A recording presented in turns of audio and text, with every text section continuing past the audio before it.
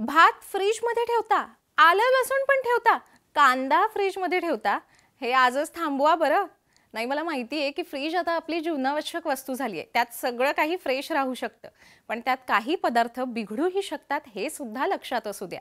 भात फ्रीजमध्ये ठेवल्यामुळे खराब होऊ शकतो, हे आयुर्वेदात सांगितलंय. अगदीच तुमचा नाईलाज असेल तर 24 तासापेक्षा अधिक काळ भात फ्रीजमध्ये राहणार नाही याची काळजी घ्या.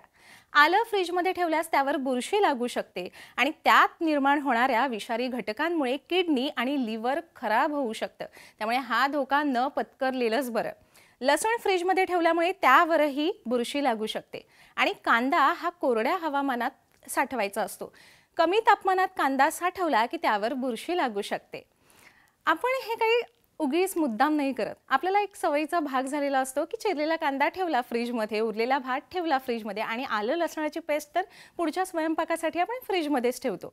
पण आपल्या व आपल्या प्रियजनांच्या सुदृढ आरोग्यासाठी ही सवय आजच मोडायला हवी.